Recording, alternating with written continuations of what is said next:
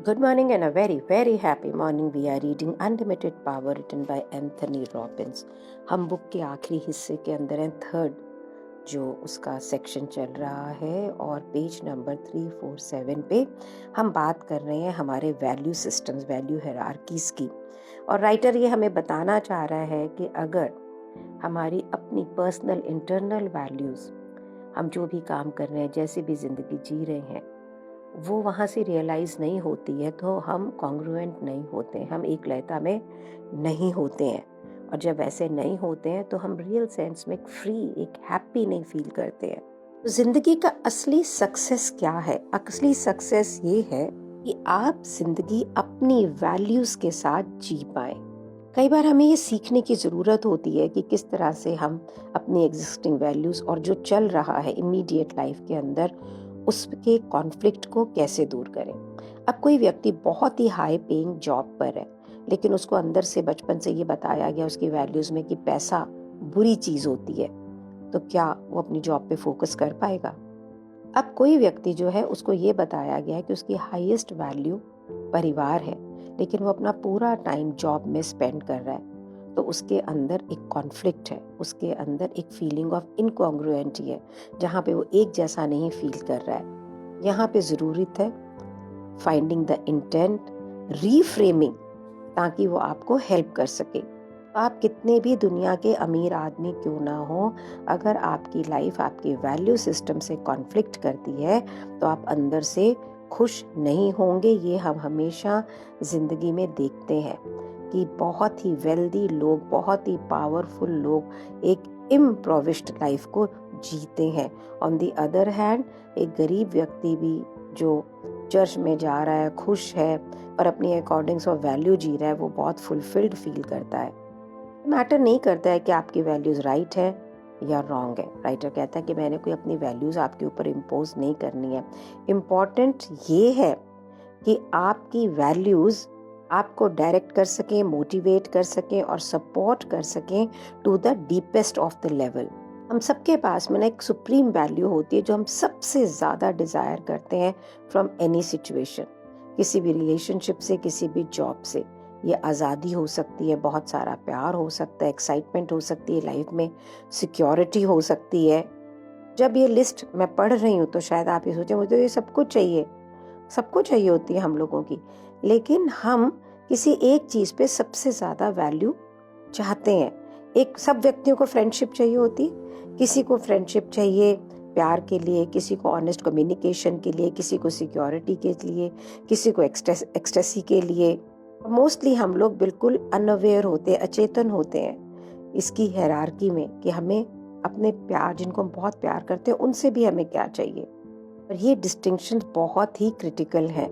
ये डिटर्मिन करते हैं कि किसी भी पर्सन की अल्टीमेट नीड्स जो हैं वो पूरी होंगी कि नहीं होंगी। अगर आप किसी की नीड को नहीं पूरा कर सकते हैं, आपको यही नहीं पता है कि वो है कौन। आपको जो पता होगा कि क्या है, कौन है, क्या चाहिए, तो ही करोगे ना। आप किसी की मदद नहीं कर पाओगे, किसी की कॉन्फ्लिक्टिंग वैल्यू से डील नहीं कर पाओगे जब तक आप ये नहीं जान पाओगे कि वो किस हायरार्कीज के साथ में इंटरैक्ट करता है। हम कैसे डिस्कवर करें खुद की या किसी और की हायरार्की ऑफ वैल्यू? तो सबसे पहले आपको अपनी वैल्यूज को फ्रेम करना है, वैल्यूज को देखना है जिसको आप देखना चाहते हो, उन्हें एलिसिट करें एक कॉन्टेक्स्ट, एक संदर्भ के साथ, उन्हें कंपार्टमेंटलाइज करें। हमारे पास में डिफरेंट वैल्यू होती है, काम के लिए, रिलेशनशिप के लिए, फैमिली के लिए। अपने आप से पूछें कि आपके लिए पर्सनल रिलेशनशिप में सबसे ज़्यादा ज़रूरी क्या है। हो सकता है आप कहें फीलिंग ऑफ सपोर्ट। प्रश्न ये उठता है कि what is important about support. आप कह सकते हैं, हो सकता है कि आपके वैल्यूज़ में ये हो कि भाई ये मुझसे प्यार करता है, मुझे दिखाए कि वो मुझसे प्यार करता है। तो क्वेश्चन ये हो सकता है कि what's most important about someone loving you. तो it can be it creates feeling of joy for me. मतलब क्यों चाहते हैं कि आपको ये हो कि वो दिखाए कि आप प्यार करते हो, भाई उसके प्यार करने से मुझे खुशी मिलती है। इस तरह से अपने आप से या अपने अगल बगल के लोगों को, रिलेटिव्स से अगर हम ये सारी चीज़ों का पता करें कि भाई उनके लिए क्या ज़रूरी है, तो आपके पास में एक बहुत ही क्लियर अंडरस्टैंडिंग होगी किसी और की हायरार्की ऑफ वैल्यू से और अपनी खुद की। फिर हम इन वैल्यूज़ को कंपेयर करें कि इफ़ लव में what is more important, being supported और फीलिंग ऑफ जॉय। अगर आंसर है फीलिंग ऑफ जॉय, तो इसका मतलब है कि हायरार्की वैल्यूज़ के अंदर ये ज़्यादा ऊंचा है। ये पूछ सकते हैं कि feeling of Joy more important है और being loved is more important. तो अगर आंसर है फीलिंग ऑफ जॉय, तो सारी वैल्यूज के अंदर Joy, Anand is most important. फिर आपने पूछा कि फीलिंग लव्ड और बीइंग सपोर्टेड, उन दोनों में से क्या इम्पॉर्टेंट है। तो हो सकता है सामने वाला आपको पूछेगा कि भी दोनों ही इम्पॉर्टेंट है, पर प्रश्न ये है क्या ज़्यादा इम्पॉर्टेंट है, कि अगर कोई आपको प्यार करता है वो आपको ज़्यादा इम्पॉर्टेंट है या कोई आपको सपोर्ट करता है वो ज़्यादा इम्पॉर्टेंट है। तो that person might say that it's more important that someone loves me. अब आपको ये मालूम है कि उस व्यक्ति की जो second highest value behind joy है that would be love and third will be support. इन ऐसे प्रश्नों से हम अपने बारे में अपनी वैल्यूज़ का पता कर सकते हैं, अपने रिलेटिव्स के वैल्यूज़ का पता कर सकते हैं। जब व्यक्ति अपने प्यार में वैल्यूज़ के अंदर जॉय देख रहा है, बीइंग लव्ड देख रहा है, तो अगर वहाँ से उसको सपोर्ट नहीं भी मिल रही तो भी उसे ठीक लगेगा। अनदर पर्सन जो प्यार में सपोर्ट देख रहा है, अगर being in love is not enough, उसको सपोर्ट चाहिए ही चाहिए है। तो हम इंसानों के पास में सर्टेन वैल्यूज़ होती हैं, जब वो वैल्यू वायलेट होती हैं या पूरी नहीं होती हैं तो हम उस रिलेशनशिप को छोड़ देते हैं। तो अगर सपोर्ट नंबर 1 वैल्यू है, उस व्यक्ति को ये लगता है कि मैं सपोर्टेड नहीं हूँ, तो वो शायद रिलेशनशिप को नहीं रखेगा। कोई जना अगर सपोर्ट को 3rd 4th वैल्यू में रखता है और लव को फर्स्ट रखता है, तो वो रिलेशनशिप को नहीं छोड़ेगा, no matter what happens, as long as he feels loved. Page number 350 पे कुछ वैल्यू सिस्टम दिए गए लव से रिलेटेड, रिलेशनशिप से related. They are love, ecstasy, mutual communication, respect, fun, growth, support, challenge, creativity, beauty, attraction, spiritual unity, freedom, honesty. Writer कहता है कोई ज़रूरी नहीं है कि यही वैल्यूज़ जो है वो इम्पॉर्टेंट है, हो सकता है आपके पास में और भी इम्पॉर्टेंट वैल्यूज़ हो जो आपकी ज़िंदगी में, तो आप उसको आगे और नोट कर सकते हैं। आप इन वैल्यूज़ को रैंक करें, what is most important to you, then the first, then the second, इस तरह से लीस्ट इम्पॉर्टेंट क्या है। अगर आपको मुश्किल लग रहा है कि ये हायरार्की को आप सिस्टमैटिकली नहीं कर पा रहे हो, तो इनिशियली ये टायरसम भी होगी, कंफ्यूजिंग भी होगी, तो आप वैल्यूज़ को कंपेयर करें विद वन एंड अनदर, ये डिटर्मिन करने के लिए कि आपके लिए सबसे ज़्यादा इम्पॉर्टेंट क्या है। ऊपर के 2 जो शब्द हैं उनसे शुरू करें, जो 2 वैल्यू सिस्टम है, लव और एक्सटेसी। आपको क्या चाहिए, what is more important than mutual communication. इस तरह से करके आप पूरी लिस्ट को देखें, what means more to you.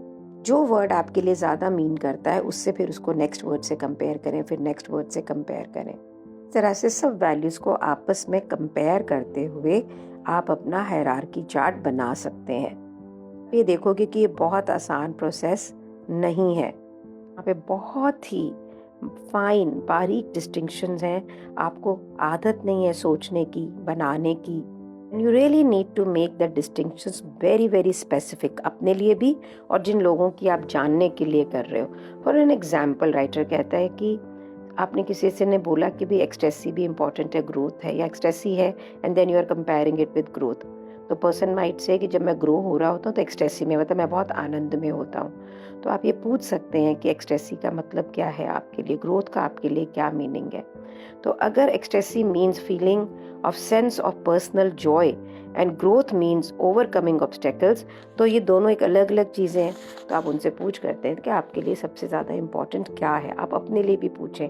Means internally आपको पूरा अंदर तक देखना है कि आपके वैल्यू सिस्टम में या आपके जो रिलेशनशिप्स हैं, जिन लोगों के साथ आप ज़िंदगी बिता रहे हैं, उनके वैल्यू सिस्टम में क्या सबसे ज़्यादा इम्पॉर्टेंट वैल्यू है। अगर ये डिस्टिंक्शंस क्लियर नहीं हो रही हैं, ये प्रश्न भी पूछ सकते हैं कि भाई अगर इस डिस्टिंक्शन से तुम्हें वैल्यू सिस्टम से दूर किया जाए तो then what will happen, how will you feel.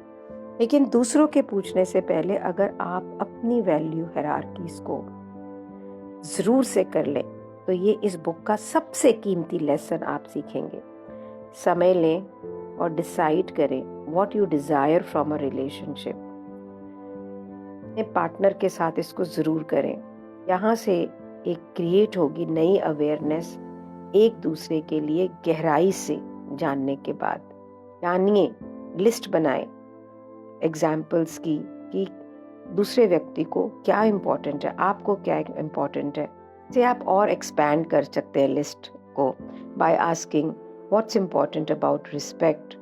और पार्टनर माइट से कि जब मैं रिस्पेक्टेड फील करता हूँ तो मैं दूसरे व्यक्ति के साथ यूनिफाइड फील करता हूँ। तो देन यू कैन आस्क कि what is important about unity. Unity may be with the other person, the feeling of love is more important. मतलब डिग करना है हमें अंदर ही अंदर जाने के लिए, जब तक कि हम बिल्कुल संतुष्ट ना हो कि हमने पूरे अंदर तक अपने आप को जान लिया है, अपने प्रियजनों को जान लिया है। सिस्टमैटिकली आप हर वैल्यू को कंपेयर करें जब तक कि आपके पास में क्लियर हायरार्की ना आ जाए। अपना करें, अपने प्रियजनों का करें, फिर अपने वर्क एनवायरनमेंट में करें, वर्क कॉन्टेक्स्ट क्रिएट करें और पता करें what is more important to me about working. अपने बच्चों के साथ भी करें और यहाँ से निकलेगा रिलेशनशिप्स को मेंटेन करने का एक बहुत ही इफेक्टिव तरीका। तो अभी अपनी इसको पॉज करके लिस्ट बनाओ अभी, और टाइम लगाओ और मे भी दोबारा से इस ऑडियो को सुनो और फिर बताइए आपने लिस्ट बनाई। तो अब मुझे आप ये बताएं कि आपने जो ये लिस्ट बनाई है, how are you feeling about the list you have created. आपको ये एक्यूरेट लग रही है कि एस्टिमेशन लग रही है। अगर एस्टिमेशन लग रही है तो दोबारा से एडिशनल कंपैरिजन करें जब तक ये बिल्कुल राइट ना फील हो।